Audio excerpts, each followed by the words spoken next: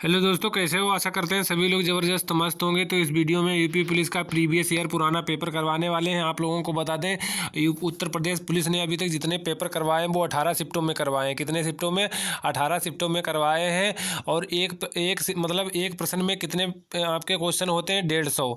अगर आप इनकी मल्टीप्लाई करोगे तो टोटल आपके कितने प्रश्न बनते जाके हैं? 2700 प्रश्न आपके बनेंगे। और ये सभी प्रश्न अगर आप लोग देखना चाहते हो किस प्रकार के प्रश्न पूछे गए थे, तो आप लोगों को हमारे सभी वीडियो देखने पड़ेंगे। या फिर आप लोग क्या कर सकते हो, एक मार्केट से बुक बाय कर सकते हो। तो उसमें आप लोगों को ये सारे जो है PYQ क्वेश्चन मिल जाएंगे। जेल वार्डर, फायरमैन और घुड़सवार का पेपर जो 2020 में हुआ था, 20/12/2020 को हुआ था ये पेपर। तो देख सकते हो जो उत्तर प्रदेश भर्ती प्रोन्नत बोर्ड द्वारा करवाया गया था। तो ये 4 शिफ्टों में पेपर हुआ था। बाकी जो 2019 में वैकेंसी आई थी उत्तर प्रदेश पुलिस की, उसका देख सकते हो आप लोग। और बाकी जो 2018 में वैकेंसी आई थी, उसके बाद 17 में पेपर हुआ उत्तर प्रदेश पुलिस का था, और 14 में और 13 में। उसके बाद आप लोगों का 2009 में हुआ था। तो आप लोग तैयारी करते हो। डिटेल सिलेबस के ऊपर हमने वीडियो बना दिया। बाकी आप लोगों के ये जो PYQ यानी कि प्रीवियस ईयर पुराने पेपर जो हुए थे, उनके सभी क्वेश्चन डिटेल के साथ सोल्व करवा रहे हैं। जानकारी के लिए आप लोगों को बता दें, आपके सामान्य ज्ञान, जनरल नॉलेज के आपके क्वेश्चन आते हैं कितने? 38। इसमें यूपी के सम्मिलित होती है, करंट अफेयर। और वहीं सामान्य हिंदी के आपके 37 नंबर आते हैं। 19 नंबर मैथ के आपके 19 क्वेश्चन मैथ के आते हैं। 56 क्वेश्चन आपके जो है रीजनिंग के आते हैं। टोटल आपका पूर्णांक 300 का होता है। एक क्वेश्चन 2 नंबर का होता है। तो क्वेश्चन करवाने वाले अगर आप लोग ये सभी प्रश्न देखोगे तो लगभग एक पार्ट में, एक सेक्शन में 38 क्वेश्चन होते हैं। तो इसी प्रकार से ये कम से कम नहीं, आपके लोगों के 70 वीडियो बनेंगे तो सभी जो है आपके प्रश्न कंप्लीट हो जाएंगे। तो यहाँ पर जो इम्पोर्टेंट पेपर हैं वही करवा देते हैं। बाकी अगर टाइम मिलता है तो हम सभी करवा देंगे। तो ये क्वेश्चन पूछा गया था, पहला क्वेश्चन पूछा गया था, ये कौन सी शिफ्ट में हुआ था ये भी आप लोगों को बता दें। ये एग्ज़ाम डेट आप लोगों को बता दें, 27/1/2019 को सेकेंड शिफ्ट में ये पेपर हुआ था। 7-8 क्वेश्चन आपके करंट अफेयर के बनते हैं। मान लो 6-7 तो आराम से बनते हैं। करंट का इस समय जो ट्रेंड चल रहा है, तो करंट भी आप लोगों को पढ़नी चाहिए। तो ये क्वेश्चन पूछा गया था उस समय, वर्ष 2015 में स्वामी रामभद्राचार्य को देश से सम्मानित किया गया था। तो यहाँ पर आपको बताना है कि वर्ष 2015 में स्वामी रामभद्राचार्य को किस पुरस्कार से सम्मानित किया गया था। यहाँ पर भारत रत्न दिया गया था, पद्मश्री दिया गया था, पद्म विभूषण दिया गया था, पद्म विभूषण दिया गया था, पद्म भूषण दिया गया था, पद्म श्री दिया गया था, या भारत रत्न दिया गया था। तो आप लोग चाहें तो इसमें अपना टेस्ट भी लगा सकते हैं। तो इसका ऑप्शन नंबर जो है डी राइट हो जाएगा। इन्हें कौन सा पुरस्कार दिया गया था? ये पद्म विभूषण दिया गया था। इनके बारे में कुछ डिटेल से देख लेते हैं। इनके बारे में एक्स्ट्रा जानकारी आप याद रख सकते हैं। वर्ष 2015 में रामभद्राचार्य जी को पद्म विभूषण दिया गया था। तो आप सबसे पहले याद रखें, पुरस्कार सबसे बड़ा भारत रत्न होता है। उसके बाद जो आपका होता है पद्म विभूषण होता है, पद्म विभूषण होता है, पद्म विभूषण, पद्म भूषण होता है, उसके बाद पद्म श्री होता है। तो इनका आप लोग क्रम याद रखें। ये चारों जो है भारत के सर्वोच्च सम्मान है। तो बात कर लेते हैं, सबसे बड़ा सम्मान भारत रत्न हो जाता है। उसके बाद जो आपका हो जाएगा पद्म विभूषण, उसके बाद पद्म भूषण, उसके बाद पद्म श्री।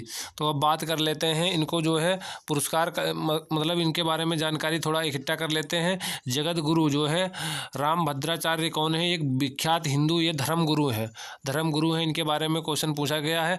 रामानंद संप्रदाय से संबंधित है। इनकी संप्रदाय कौन सी है? रामानंद संप्रदाय है।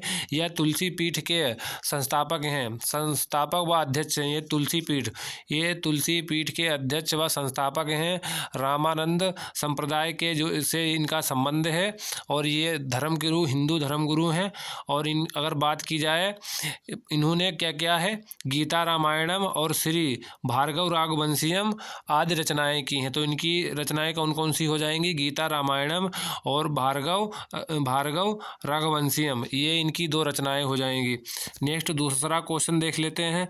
दूसरा क्वेश्चन पूछा गया है, GST निम्नलिखित में से किस कर राज्य कर को शामिल किया गया है? तो मतलब GST में किस कर को शामिल किया गया है? तो इसमें राज्य कर को शामिल किया गया है। तो ये आपको बताना है।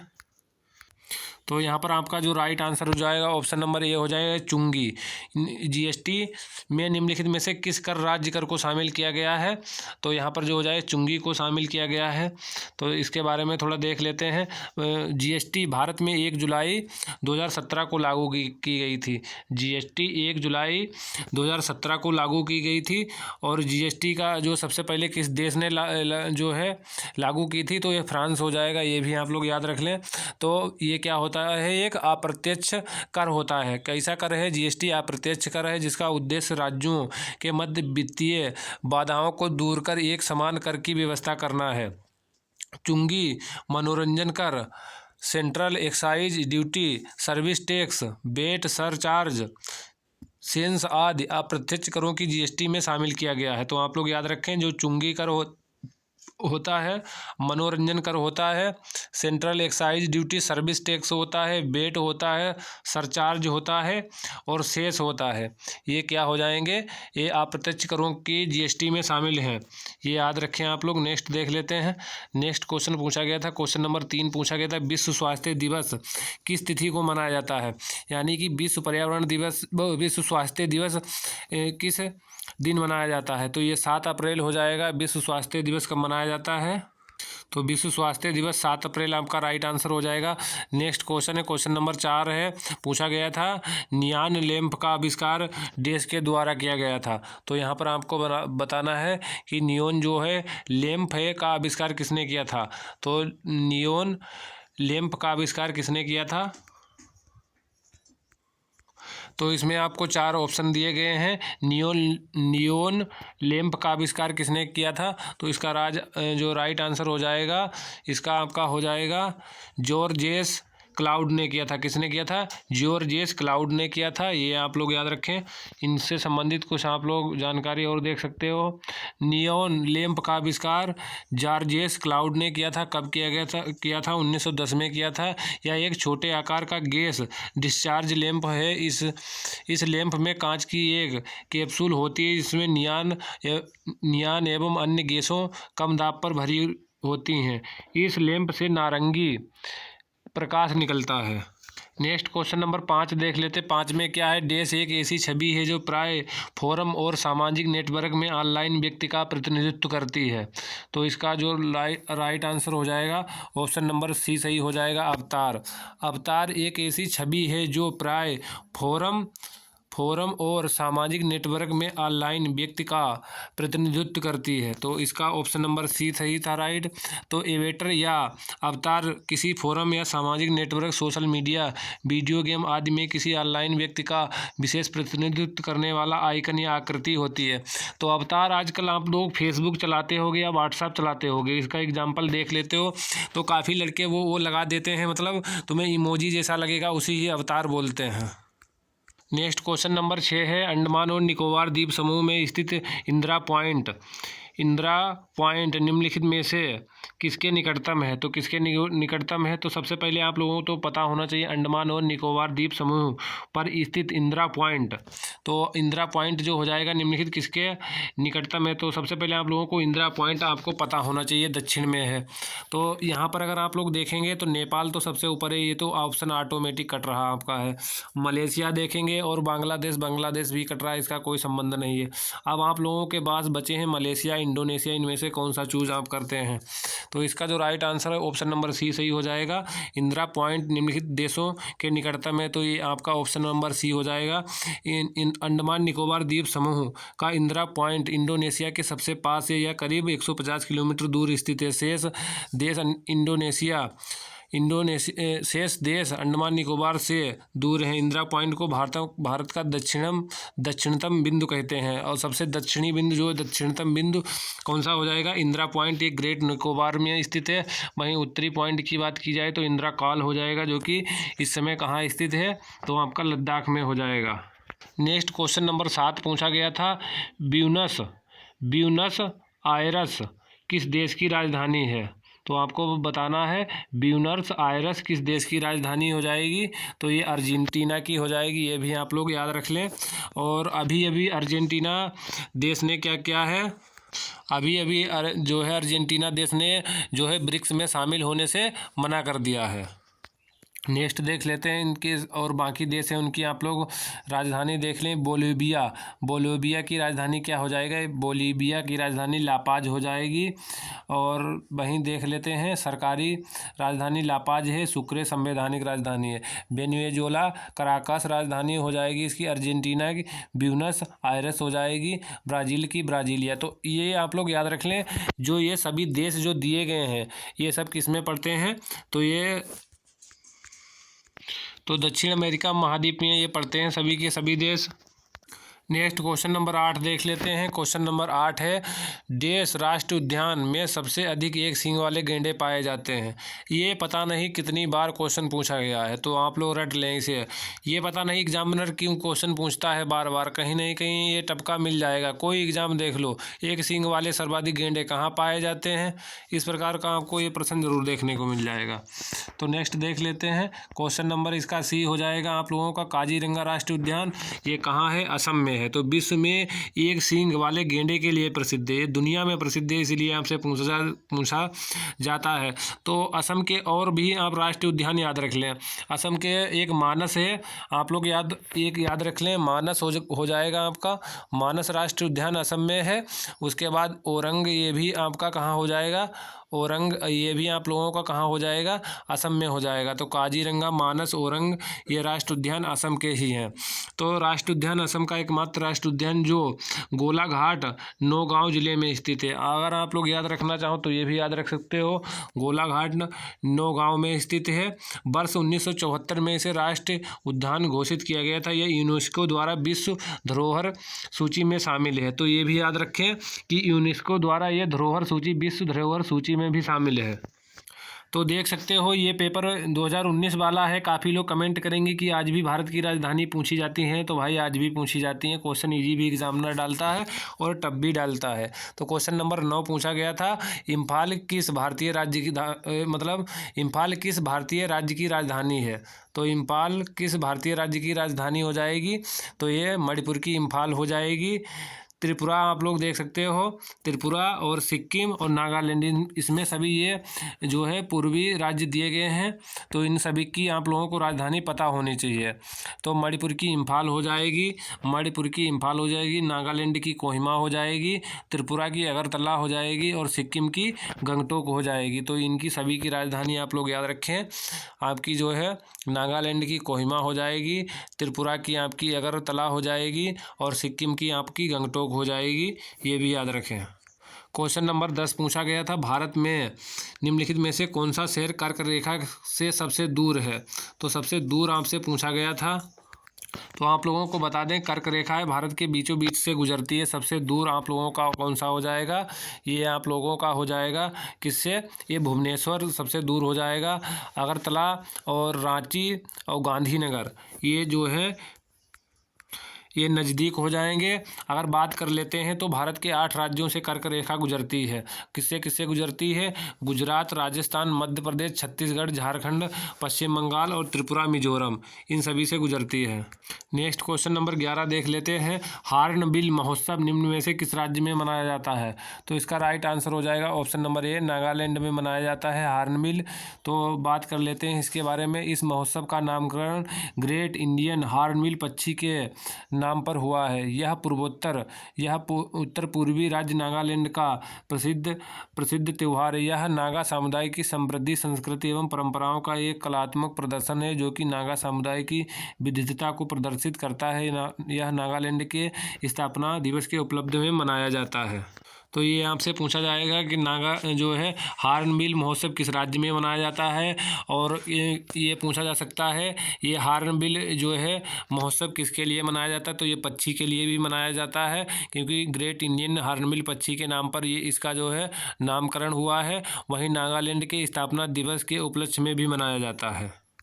नेक्स्ट क्वेश्चन नंबर 12 है, देश के लिखा निर्माण के पश्चात आज़ाद हिंद फौज अंग्रेजी भारतीय सेना के विरुद्ध क्षेत्र कार्रवाई कर रही थी। तो यहाँ पर आपसे पूछा गया है कि निर्माण के पश्चात, मतलब आज़ाद हिंद फौज के निर्माण के पश्चात अंग्रेजी भारतीय सेना के विरुद्ध क्षेत्र में कार्रवाई कर रही थी। तो अंग्रेजी भारतीय सेना के विरुद्ध कार्रवाई कर रही थी, तो कहाँ कर रही थी? इसमें आपको स्थान दिए गए हैं, बलूचिस्तान दिया गया, सियाचिन, सिक्किम और इम्फाल और कोहिमा। तो इसका राइट आंसर हो जाएगा आप लोगों का ऑप्शन नंबर डी हो जाएगा। आज़ाद हिंद फौज ने 1944 में इम्फाल एवं बर्मा में अंग्रेजी भारतीय सेना का मुकाबला किया था। कब किया था? 1944 में। किसने किया था? आज़ाद हिंद फौज ने। आज़ाद हिंद फौज ने किसका किया था? अंग्रेजी सेना का जो है मुकाबला किया था। आज़ाद हिंद फौज की स्थापना रास बिहारी बोस कैप्टन मोहन सिंह ने कब की थी? तो ये की थी 1942 में। सबसे पहले आप लोगों से पूछा जाएगा कि रास बिहारी बोस और कैप्टन मोहन ने किसकी स्थापना की थी? आज़ाद हिंद फौज की थी। 1943 में सुभाष चंद्र बोस ने सिंगापुर में इसका नेतृत्व प्राप्त किया था। नेक्स्ट क्वेश्चन आप लोगों को दिया गया है। नेक्स्ट क्वेश्चन दिया गया है कि महाराष्ट्र के पोला त्यौहार में किस जानवर की पूजा की जाती है? तो देख सकते हो क्वेश्चन। तो ये पोला सबसे पहले आप लोग याद रखें, मनाया कहाँ जाता है? महाराष्ट्र में मनाया जाता है। पोला कहाँ मनाया जाता है? महाराष्ट्र में मनाया जाता है। किसके लिए मनाया जाता है? जानवर के लिए। तो आपका राइट आंसर हो जाएगा ऑप्शन नंबर डी, सांप के लिए मनाया जाता है। भाई हॉर्नबिल पूछा जाए तो आपसे हॉर्नबिल आपका हो जाएगा नागालैंड की राजधानी कोहिमा हो जाएगी। और ये किसके उपलक्ष्य में? हॉर्नबिल एक ग्रेट पक्षी है, तो ग्रेट इंडियन पक्षी है, तो उसके नामकरण पर मनाया जाता है। और नागालैंड की स्थापना दिवस के उपलक्ष्य में भी मनाया जाता है हॉर्नबिल। और महाराष्ट्र का पोला है किस जानवर के लिए? सांप के लिए। तो इससे संबंधित देख लें, पोला त्यौहार में वृषभ की पूजा की जाती है। किसकी? वृषभ की पूजा की जाती है, ये भी आप लोग याद रखें, की जाती है। मुख्यतः महाराष्ट्र, छत्तीसगढ़, तेलंगाना के उत्तरी क्षेत्रों के किसानों द्वारा भादों या भाद्रपद मास के पिथौरी अमावस्या के दिन मनाया जाता है। तो ये महाराष्ट्र, छत्तीसगढ़, तेलंगाना, ये याद रखें, 3 राज्यों में मनाया जाता है। पोला है किस जानवर के लिए मनाया जाता है? सॉरी गाइज, ये हमने यहाँ पर टिक कर दिया था, सांप के लिए, गलत हो जाएगा। ये आपका वृषभ यानी के लिए, वृषभ के लिए मनाया जाता है, बेल के लिए। तो याद आप लोग रखें, पोला त्यौहार वृषभ के लिए मनाया जाता है। तो आपका राइट आंसर बी हो जाएगा। और 3 राज्यों में मनाया जाता है। कब मनाया जाता है? भादों या भाद्र मास में मनाया जाता है, अमावस्या के दिन है। नेक्स्ट क्वेश्चन नंबर 14 पूछा गया था, भारत का संविधान देश के महान्यायवादी की नियुक्ति का अधिकार देता है। मतलब जो भारत का संविधान है, भारत के महान्यायवादी की नियुक्ति का अधिकार किसे? मतलब महान्यायवादी की नियुक्ति कौन कर सकता है? साफ शब्दों में तो यहाँ पर आपका ऑप्शन नंबर बी सही हो जाएगा, राष्ट्रपति करते हैं महान्यायवादी की नियुक्ति। तो इससे संबंधित देख लेते हैं, भारत का संविधान भारत के महान्यायवादी की नियुक्ति का अधिकार राष्ट्रपति को अनुच्छेद 76 को देता है। महान्यायवादी भारत सरकार का प्रथम विधि अधिकारी होता है। तो महान्यायवादी भारत का प्रथम विधि अधिकारी होता है। नियुक्ति राष्ट्रपति करते हैं। किस अनुच्छेद के तहत? 76 के तहत करते हैं। इससे संबंधित और याद रखें आप लोग, राष्ट्रपति के प्रसाद पर्यंत पद धारण करता है। यानी कि आपसे पूछा जा सकता है कि जो है महान्यायवादी कौन हटा सकता है? तो यहाँ पर राष्ट्रपति ही इसे हटा सकते हैं। किसी सदन में अथवा उनकी समितियों में बोल सकता है। मतलब किसी सदन में उनकी समितियों में बोल सकता है, किंतु उसे मत देने का अधिकार नहीं है। तो महान्यायवादी भारत का जो है सबसे बड़ा महान्यायवादी, मतलब सबसे प्रथम विधि अधिकारी होता है। ये सदन में बोल सकता है मगर अपना मत नहीं दे सकता है। और वर्तमान में मतलब जब उस समय कौन थे? के वेणुगोपाल महान्यायवादी थे। तो आप लोगों को बता दें, इस समय जो महान्यायवादी कौन है वर्तमान में, इस समय वीडियो जो अब आप लोगों का बना रहे हैं हम, ये 2024 में बना रहे हैं। 15वें जो है महान्यायवादी कौन थे? के वेणुगोपाल थे। तो मेरी बात ध्यान से आप लोग सुने, 15वें कौन थे? 15वें थे के वेणुगोपाल, 15वें महान्यायवादी थे। अगर बात की जाए इस समय 2024 में, जो आज वीडियो बना रहे हैं 2024 में, इस समय कौन है? तो आर वेंकट रमणी है। कौन है?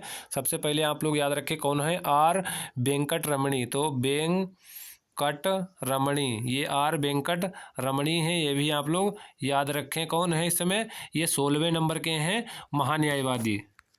नेक्स्ट क्वेश्चन नंबर 15 पूछा गया था कि देश, यहाँ पर दिया गया है, देश खालिस्तान की साइटेक कंपनी ने 1990 के दशक में बासमती चावल पर एक राजस्व अधिकार प्राप्त करने का प्रयास किया था। तो ये किस देश की कंपनी थी? ये मतलब किस देश की कंपनी थी और कौन सा देश था? तो ये आपको बताना है।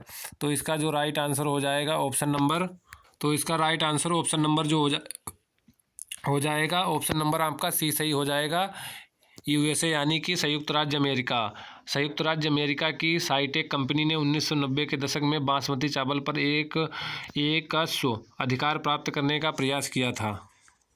तो वीडियो अगर पसंद आए तो वीडियो को लाइक करें, चैनल को सब्सक्राइब कर लें। तो संयुक्त राज्य अमेरिका की राइस टेक कंपनी ने 1990 के दशक में बासमती चावल पर एकस्व अधिकार प्राप्त करने का प्रयास किया था, परंतु भारतीय विरोध के कारण इस पेटेंट को रद्द कर दिया गया था। तो आप लोग राइस टेक कंपनी 1990 के दशक में बासमती चावल पर एकस्व अधिकार प्राप्त करने का प्रयास किया गया था, परंतु भारतीय विरोध के कारण जो है इसको रद्द कर दिया गया था। क्वेश्चन नंबर 16 पूछा गया था, भारत का मूल स्वरूप संविधान देश से पूछा गया, भारत का मूल रूप संविधान देश द्वारा हाथ से लिखा गया है। तो किसके द्वारा लिखा गया है? तो ये आपका ऑप्शन नंबर सी सही हो जाएगा।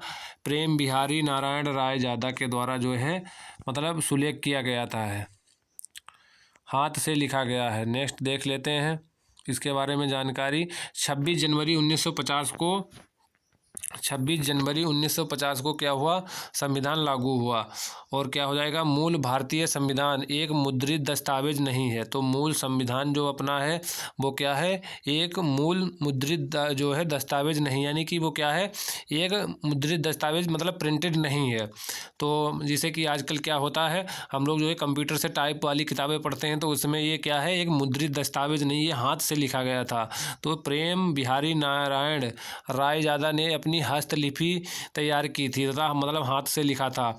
आचार्य नंदलाल बोस के मार्गदर्शन में शांति निकेतन के कलाकारों ने इसे अलंकृत किया था। तो किसने किया था? कलाकार कहाँ के थे? शांति निकेतन के। तो शांति निकेतन कहाँ पड़ता है? इसे उसमें शामिल कर लिया गया है। अगर आप लोग करंट अफेयर देखते होंगे, शायद विश्व धरोहर सूची में शामिल किया गया है शांति निकेतन को। तो ये नंदलाल बोस के मार्गदर्शन में हुआ था। दस्तावेज अब भारत की संसद की पुस्तकालय में संरक्षित है। नेक्स्ट क्वेश्चन नंबर 17 पूछा गया था, जब महात्मा गांधी को रेलगाड़ी से जबरन उतारा गया था तब वे दक्षिण अफ्रीका में कहाँ जा रहे थे? तो मतलब इन्हें जो है महात्मा गांधी को रेलगाड़ी से जबरन उतारा गया था, तब वे दक्षिण अफ्रीका में कहाँ जा रहे थे? ये पूछा गया था। क्वेश्चन नंबर आपका इसमें जो है ये सही हो जाएगा, ये प्रिटोरिया जा रहे थे। 1893 को गांधी जी प्रिटोरिया जाने के लिए ट्रेन की प्रथम श्रेणी के डब्बे में यात्रा कर रहे थे, जो कि गोरे लोगों के लिए आरक्षित था। मतलब जो गांधी जी दक्षिण अफ्रीका में प्रिटोरिया जा रहे थे, तो उसमें क्या था? ट्रेन का जो प्रथम श्रेणी का डब्बा होता है वो गोरे लोग उसमें बैठ सकते थे। वैध टिकट होने के बावजूद रंग भेद के कारण उन्हें पीटर्स मारिट्सबर्ग के स्टेशन पर जबरदस्ती धक्के देकर बाहर निकाल लिया गया था। इसके बाद गांधी जी ने दक्षिण अफ्रीका में रंग के नाम पर होने वाले भेदभाव और भारतीय समुदाय के उत्पीड़न के खिलाफ लड़ने का निश्चय किया था। नेक्स्ट क्वेश्चन नंबर 18 पूछा गया था, निम्नलिखित में से नृत्य का कौन सा प्रकार असम से संबंधित नहीं है? तो पूछा गया मतलब निम्नलिखित में से कौन सा एक प्रकार असम से संबंधित है? तो असम से संबंधित कौन सा हो जाएगा? ये बिहू असम का काफ़ी फेमस रहे, तो इसे याद रखें। नौटंकी आपकी उत्तर प्रदेश की हो जाएगी, असम से आपका बिहू हो जाएगा। वहीं कथकली जो आपका हो जाएगा केरल से हो जाएगा, गरबा आपका गुजरात से हो जाएगा। नेक्स्ट क्वेश्चन नंबर 19 पूछा गया था, डेस योजना के तहत खोले गए सभी खातों में 5,000 रुपये ओवरड्राफ्ट की सुविधा दी गई है। तो इसका जो राइट आंसर हो जाएगा प्रधानमंत्री जनधन योजना। तो जनधन योजना के तहत जो खाते खोले गए थे, तो उसमें क्या 5,000 रुपये ड्राफ्ट की सुविधा दी गई थी। तो सबसे पहले आप लोगों को पता होना चाहिए ये योजना कब शुरुआत हुई। तो ये जनधन वाली योजना काफ़ी पूछी जाती है। 15 अगस्त जो प्रधानमंत्री जनधन योजना की शुरुआत कब हुई थी? 15 अगस्त 2014 को। शुभारंभ इसका 28 अगस्त 2014 को हुआ था और भारत के जो है प्रधानमंत्री नरेंद्र मोदी के द्वारा इसका शुभारंभ किया गया था। तो इसमें क्या होता है, सभी बैंकों के खातों में 5,000 रुपये ओवरड्राफ्ट की सुविधा दी गई, जिससे सितंबर 2018 में बढ़ाकर कितना 10,000 रुपये कर दिया गया था। प्रधानमंत्री जनधन योजना में वित्तीय समावेशन एवं राष्ट्रीय मिशन और जिसका उद्देश्य देश में सभी परिवारों को बैंकिंग सुविधा मुहैया कराना। परिवार का बैंक खाता खोलने के लिए इस योजना की घोषणा की गई थी। कब की गई थी? 15 अगस्त 2014 को। नेक्स्ट क्वेश्चन नंबर पूछा गया था, मौर्य राजवंश की स्थापना मगध में हुई थी, जो वर्तमान में देश के नाम से जाना जाता है। तो मगध वर्तमान में किसके नाम से जाना जाता है? अगर आप लोगों ने पढ़ा होगा तो आप राइट कर पाएंगे। इसका ऑप्शन नंबर जो है बी सी सही हो जाएगा। मगध आप लोगों का कहाँ पड़ता है? बिहार में पड़ता है। तो मगध जो है मौर्य साम्राज्य की स्थापना मौर्य राजवंश की स्थापना मगध में हुई थी, जिसका संस्थापक कौन था? चंद्रगुप्त मौर्य था। चंद्रगुप्त मौर्य का जन्म 345 ईस्वी पूर्व में हुआ था। गुप्त मगध की गद्दी पर 322 ईस्वी पूर्व में बैठा था। वर्तमान बिहार राज्य के पटना तथा गया जिले में मगध जनपद के हिस्से थे। क्वेश्चन पूछा गया था, 21 भारत निम्न में से किस संगठन का सदस्य नहीं है? तो यहाँ पर पूछा गया है, इसमें पूछा गया है दक्षिण पूर्वी एशियाई राष्ट्रों का संगठन, उसके बाद दिया गया कॉमनवेल्थ दिया गया राष्ट्रमंडल का, तो भारत सदस्य है। उसके बाद G20 का पूछा गया है। उसके बाद आपसे पूछा गया है दक्षिण एशियाई क्षेत्रीय संगठन। तो इसका जो राइट आंसर हो जाएगा ऑप्शन नंबर ए सही हो जाएगा। ये हो जाएगा दक्षिण पूर्वी एशियाई राष्ट्रों का संगठन सदस्य नहीं है भारत। तो G20 का भी है और उसके बाद दक्षिण एशियाई क्षेत्रीय संगठन का है। तो ऑप्शन नंबर ए सही हो जाएगा। भारत जो हो जाएगा, भारत जो है उपरोक्त में दिए गए संगठनों में से दक्षिण पूर्वी एशियाई राष्ट्रों के संगठन का आसियान का सदस्य नहीं है। तो सबसे पहले आप लोग याद रखें कि आसियान का भारत सदस्य नहीं है, अपितु जो है भारत किसका है? तो भारत जो है इसमें आसियान में भाग लेता है, मगर जो है आसियान 10 दक्षिणी पूर्व एशियाई देशों का समूह है और इसका जो है मुख्यालय कहाँ? इंडोनेशिया जकार्ता में हो जाएगा। और आसियान की स्थापना 1967 में हुई थी। नेक्स्ट क्वेश्चन पूछा गया था, क्वेश्चन नंबर 22 पूछा गया था, किस देश की महिला टीम ने दक्षिण कोरिया को 2018 में संपन्न हुए कैरम विश्व कप जीता? तो क्या आपका राइट आंसर हो जाएगा, किस देश की महिला टीम ने दक्षिण कोरिया में 2018 में संपन्न हुआ कैरम विश्व कप जीता? तो इसके आपको 4 ऑप्शन दिए गए थे, तो इसका राइट आंसर अपना भारत सही हो जाएगा। नेक्स्ट देख लेते हैं, भारत की महिला टीम ने दक्षिण कोरिया में 2018 में संपन्न कैरम विश्व कप श्रीलंका को हराकर जीता था। नेक्स्ट देख लेते हैं। नेक्स्ट क्वेश्चन नंबर 23 पूछा गया था, विश्व की उद्योग सहजता सूचकांक 2018 की सूची में भारत का स्थान था। तो कौन सा स्थान था? तो इसमें जो है स्टार बना है। तो विश्व बैंक द्वारा जारी उद्योग सहजता सूचकांक में 2018 में भारत की रैंक 190 देशों की सूची में 77 थी, जो कि पिछले वर्ष 2017 में कौन सी रैंकिंग थी? 100वें नंबर पर था। 23 अंकों का सुधार दर्शाता। तो 2020 में भारत की रैंक कौन सी थी? तो 63वां स्थान था। तो यहाँ पर जो है स्टार बना हुआ, मतलब जो ऑप्शन इसमें कोई नज़दीक नहीं दिए गए थे। अगर आप लोग देखेंगे तो 100वां स्थान कब आ रहा है जो इन्होंने पूछा है, तो यह पूछने में दिक्कत कर दी है। तो इसका जो राइट आंसर होगा तो ऑप्शन नंबर डी ही होगा, मगर स्टार बना हुआ है इसमें। नेक्स्ट क्वेश्चन नंबर है 24, ईस्ट अफ्रीकन कैंपेन में भारतीय सैनिकों के बलिदान के सम्मान में एनडीए के प्रशासनिक मुख्यालय को डेस ब्लॉक नाम दिया गया है। तो क्या नाम दिया गया है? तो ऑप्शन नंबर जो आपका सी सही हो जाएगा, सूडान। ईस्ट अफ्रीकन कैंपेन में भारतीय सैनिकों के बलिदान के सम्मान में एनडीए के प्रशासनिक मुख्यालय को सूडान ब्लॉक नाम दिया गया है। क्वेश्चन नंबर 25 पूछा गया था, अंतर्राष्ट्रीय क्रिकेट में 51 गेंदों में 130 रन बनाने वाली पहली भारतीय महिला कौन थी?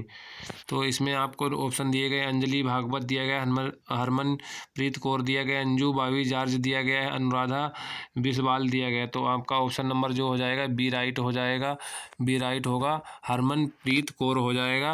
अंतर्राष्ट्रीय क्रिकेट में 51 गेंदों में 103 रन बनाने वाली पहली भारतीय महिला कौन हो जाएंगी? तो इनसे संबंधित कुछ और फैक्ट देख लें। भारतीय क्रिकेट टीम की कप्तान हरमनप्रीत कौर न्यूजीलैंड के खिलाफ, ये उस समय का क्वेश्चन है जब ये प्रश्न 2019 में पूछा गया था, खिलाफ 51 गेंदों में 103 रन बनाने वाली पहली महिला क्रिकेटर हैं, जबकि वर्तमान में कप्तानी मिताली राज वनडे क्रिकेट में सबसे ज़्यादा रन बनाने वाली खिलाड़ी हैं। तो आप लोगों को बता दें, अब 2023 में आप लोग देख सकते हो कि जो भारतीय महिला क्रिकेट टीम की कप्तान कौन है, तो आप लोग वो सर्च करके देख सकते हो या करंट अफेयर देखते हो तो आप लोगों को पता होगा। नेक्स्ट क्वेश्चन नंबर देख लेते हैं। हम आप लोगों को वही प्रीवियस ईयर क्वेश्चन करवा रहे हैं जो पूछे गए थे। क्वेश्चन नंबर 26, निम्नलिखित में से कौन सा अंग अप्रयुक्त या क्षतिग्रस्त डिम्बाणु को हटाने में सक्षम है? 26 का ऑप्शन नंबर आपका सी सही हो जाएगा। ये आपका बायोलॉजी से क्वेश्चन पूछा हुआ है, तो इसका आपका स्प्लीन या तिल्ली हो जाएगा। क्वेश्चन नंबर आपका सी हो जाएगा। तिल्ली प्लीहा मानव उदर में स्थित होता है। यह अंग है जो रक्त का संचित भंडार रखने के साथ अप्रयुक्त क्षतिग्रस्त लाल रक्त कोशिकाओं को नष्ट करने या हटाने का कार्य करता है, इसलिए इसे आरबीसी का कब्रगाह भी कहते हैं। क्वेश्चन नंबर 27 पूछा गया था, मिश्र धातु गुलाबी में सोने के अलावा अन्य कौन सा धातु शामिल है? तो मिश्र धातु गुलाबी सोने के अलावा अन्य कौन सा धातु शामिल है? तो इसका राइट आंसर 27 का ऑप्शन नंबर आपका डी सही हो जाएगा, जो है कापर होता है। तो ये क्वेश्चन जो आप लोगों का पूछा गया था, ये आप लोगों का किससे पूछा गया था? ये केमिस्ट्री से क्वेश्चन आपका पूछा गया है। रसायन विज्ञान से गुलाबी सोना और सोने और तांबे की मिश्र धातु है, जिसका उपयोग आभूषण प्रसंस्करण उद्योग में किया जाता है। और क्या इसमें दिया गया है? पुलिस भर्ती एवं प्रोन्नति बोर्ड ने इस प्रश्न में सभी को समान अंक दिए थे। तो ये मतलब ये क्वेश्चन पूछा गया था तो सभी को एक समान दिए थे, इसमें कोई क्वेश्चन उन्होंने बनाया था तो गलती हो गई होगी। नेक्स्ट क्वेश्चन नंबर 28 पूछा गया था, मोनोमर केप्रोलेक्टम का किस बहुलक को प्राप्त करने के लिए बहुलीकरण किया जाता है? तो इसका ऑप्शन नंबर जो सही हो जाएगा, ऑप्शन नंबर बी सही हो जाएगा। तो इसमें क्या हो जाएगा? नाइलॉन 6 का। इसमें नाइलॉन बहुलक वगैरह भी पूछे जाते हैं, ये भी आप लोगों का बायोलॉजी से हो जाएगा। इसका प्रयोग एक मोनोमर के रूप में नाइलॉन 6 बनाने के लिए किया जाता है। क्वेश्चन नंबर 29 आप लोगों से पूछा गया था, ये आपका भौतिक विज्ञान से पूछा गया था। इसमें आप लोगों से बीमा पूछ ली गई थी, तो इसका जो right answer option number B सही हो जाएगा, जो है शक्ति की बीमा आपकी हो जाएगी m1l²T-3। तो इसका ऑप्शन नंबर आपका बी सही हो जाएगा। नेक्स्ट क्वेश्चन नंबर 30 आप लोगों से पूछा गया था, तो क्वेश्चन नंबर 30 आप लोगों को दिया गया था। तो इसमें आपसे पूछा गया था कि ये रासायनिक सूत्र किसका हो जाएगा? तो आपका ऑप्शन नंबर जो है ये बी सही हो जाएगा। ये किसका था? ये जो आपका कैल्शियम सल्फेट का हो जाएगा, और ये 4H2O ये आप लोगों का हो जाएगा। किसका? जिप्सम का हो जाएगा। रासायनिक एक सहेदर खनिज है जिसमें सेलेनाइट भी कहते हैं। रासायनिक संरचना की दृष्टि से कैल्शियम सल्फेट, जिसमें जल के भी 2 अणु रहते हैं। तो आप लोगों ने देखा रसायन विज्ञान से भी 2 क्वेश्चन पूछे गए हैं और भौतिक विज्ञान से भी क्वेश्चन पूछे गए हैं। नेक्स्ट क्वेश्चन नंबर 31 देख लेते हैं। मदन मोहन मालवीय प्रौद्योगिकी विश्वविद्यालय देश में स्थित है। तो आपसे विश्वविद्यालय पूछा है कि कहाँ, मतलब किस जिले में स्थित है। तो ऑप्शन नंबर आपका सही हो जाएगा, डी मऊ में स्थित है। तो ये मदन मोहन मालवीय प्रौद्योगिकी विश्वविद्यालय उत्तर प्रदेश के गोरखपुर जिले में स्थित है। सॉरी गाइज, हमने यहाँ पर मऊ आपको बता दिया था। तो इसका जो राइट आंसर हो जाएगा ऑप्शन नंबर ये जो हो जाएगा, मदन मोहन मालवीय प्रौद्योगिकी विश्वविद्यालय कहाँ स्थित है? ये आपका गोरखपुर जिले में स्थित है। वहीं कब स्थापना हुई थी? 1962 में हुई थी। तो नेक्स्ट क्वेश्चन नंबर देख लेते हैं 32। उत्तर प्रदेश पुलिस के चिन्ह में कौन से जानवर का चित्र है? तो इसमें दिया गया कौन से जानवर का चित्र है? ऑप्शन नंबर जो आपका सही हो जाएगा, मछली हो जाएगा, जो राजकीय चिन्ह है। तो आप लोगों ने देखा उत्तर प्रदेश पुलिस के चिन्ह में 2 मछलियों का प्रतीक बना हुआ है और शीर्ष पर अशोक स्तंभ, भारत का राष्ट्रीय चिन्ह। तो जो हमें जो उत्तर प्रदेश का राजकीय चिन्ह है ये कब अपनाया गया था? सबसे पहले आप लोग याद रखें, इसे 1938 में अपनाया गया था। और जो उसमें दी गई हैं उसमें देख सकते हो 1 तीर दिया गया है और 1 तीर धनुष दिया गया है, 2 मछलियाँ दी गई हैं। तो जो ये चिन्ह कहाँ से लिया गया? तो सबसे पहले आप लोग याद रखें, चिन्ह ये लिया गया है रूमी दरवाज़ा से लिया गया है। रूमी दरवाज़ा कहाँ पड़ता है? लखनऊ में पड़ता है, वहाँ से लिया गया है। ये याद रखें आप लोग, रूमी दरवाज़ा से राजकीय चिन्ह को लिया गया है। अशफाक उद्दौला ने, शायद ये डेट याद नहीं है, 1984 वगैरह में शायद ये बनवाया था। तो राजकीय चिन्ह आप लोगों को बता दें, ये 1938 में जो है इसे अपनाया गया था। और राजकीय चिन्ह में जो है ये चिन्ह कहाँ से लिया गया? रूमी दरवाज़ा से लिया गया है। और ये कब लिया, मतलब 1938 में ये अपनाया गया और ये चिन्ह रूमी दरवाज़ा से लिया है। रूमी दरवाज़ा आपका कहाँ पड़ता है? लखनऊ में पड़ता है। दरवाज़ा लखनऊ में पड़ता है। इसे किसने बनवाया था? नवाब अशफाक उद्दौला ने बनवाया था। और ये कब बनवाया था? 1784 में ये बनवाया था। ये रूमी दरवाज़ा जो लखनऊ में पड़ता है। नेक्स्ट क्वेश्चन नंबर आपका 2 पूछा गया था, और उत्तर प्रदेश लोकसभा में देश सीटों का योगदान है। तो लोकसभा सीटें 80 हैं उत्तर प्रदेश में, राज्यसभा सीटें 31 हैं, और आप लोगों की जो विधान परिषद सीटें हैं वो कितनी हो जाएंगी, वो 100 यानी कि 100 हो जाएंगी। ये भी आप लोग याद रखें। तो यहाँ पर पूछा गया था उत्तर प्रदेश में लोकसभा की सीटें कितनी, 80 हो जाएंगी, राज्यसभा की सीटें 31 हो जाएंगी, और सबसे ज़्यादा लोकसभा की सीटें उत्तर प्रदेश में है, राज्यसभा की सीटें सर्वाधिक उत्तर प्रदेश में है। विधानसभा की सीटें कितनी हैं, 403 हैं आपकी। एक इंग्ल जो है एंग्लो भारतीय था, उनकी सीट थी, आंग्ल भारतीयों की, एंग्लो इंडियन की। वहीं विधान परिषद की सीटें कितनी हैं, 100। तो सबसे पहले आप लोग लोकसभा की 80 याद रखें, राज्यसभा की 31 हैं। वहीं विधानसभा की अगर बात की जाए तो कितनी है, तो उसकी सीटें हैं 403, और विधान परिषद की 100 हैं। तो पूछा गया था question number 34, Magh Mela days के दिन शुरू होता। माघ मेला किसके दिन शुरू होता, तो ऑप्शन नंबर आपका ए सही हो जाएगा। माघ मेला ये जो है मकर संक्रांति को शुरू होता है। कहाँ लगता है, तो आप लोगों ने देखा है कि उत्तर प्रदेश के 3 प्रश्न लगातार बन गए आप लोगों के। एक सीटों से बन गया, उससे पहले आपसे चिन्ह का, राजकीय चिन्ह के बारे में पूछ लिया था। तो ये कब लगता है, जनवरी में लगता है, ये भी याद रखें। प्रयागराज में लगता है इसकी शुरुआत माघ महीने में, मकर संक्रांति के दिन होती है। प्रयागराज में हर 6 वर्ष पर अर्ध कुंभ लगता है, और प्रत्येक 12 वर्ष में महाकुंभ लगता है। तो आपसे लोगों से पूछा जाए अर्ध कुंभ कब लगता है, 6 वर्षों में, और जो है आपका महाकुंभ आपसे पूछा जाए अगर, महाकुंभ 12 वर्षों में लगता है। तो सबसे पहले आप लोग याद रखें कि महाकुंभ लगता है। तो महाकुंभ आप लोगों को कहाँ जो लगता है, प्रयागराज, उत्तरकाशी, हरिद्वार इत्यादि स्थलों का माघ मेला प्रसिद्ध है। क्वेश्चन नंबर है 35, कवि संत कबीर का जन्म और पालन पोषण किस शहर में हुआ था। ये भी उत्तर प्रदेश का आप लोगों का प्रश्न हो जाएगा। तो आप लोगों को ऊपर आप लोगों ने देखा था कि प्रयागराज और उत्तरकाशी, हरिद्वार में क्या माघ मेला लगता है, कब लगता है, जनवरी में लगता है। अर्ध कुंभ आपका 6 वर्ष में लगता है, महाकुंभ 12 वर्षों में लगता है। कुंभ मेला जो है आप लोगों का कहाँ कहाँ लगता है, तो ये आपका हरिद्वार हो जाएगा, हरिद्वार, प्रयागराज आपका हो जाएगा, और जो है नासिक महाराष्ट्र में भी लगता है।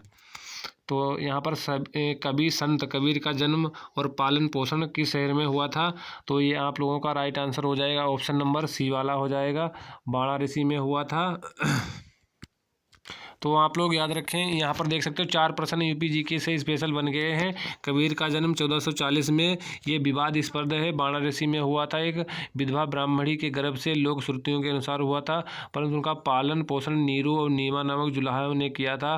कबीर की वाणी का संग्रह बीजक से प्रसिद्ध है। उनकी भाषाओं को सदुक्कड़ी कहा जाता है। क्या कहा जाता है, सदुक्कड़ी। कबीर सुल्तान सिकंदर लोदी के समकालीन थे। किसके, सिकंदर लोदी के समकालीन थे, यह भी याद रखें। इनकी मृत्यु मगहर में हुई थी। क्वेश्चन नंबर 36 पूछा गया था, लखनऊ घराने की नींव उस्ताद द्वारा रखी गई थी। तो किसके द्वारा रखी गई थी, ऑप्शन नंबर बी यहाँ पर सही हो जाएगा, जो है बाछू खान। ये बाछू खान थे, लखनऊ घराने की नींव इन्होंने रखी थी। उस्ताद बाछू खान ने लखनऊ घराने की नींव रखी थी। लखनऊ घराना भारत के प्रसिद्ध शास्त्रीय नृत्य शैली के नर्तक, कथक तथा गायिका से संबंधित है। तो घरानों से क्वेश्चन काफ़ी पूछे जाते हैं, और कौन जो है शास्त्रीय नर्तक है, या नर्तक है, नृत्य करता है, या कोई वाद्य यंत्र बजाता है, तो उनके नाम काफ़ी पूछे जाते हैं।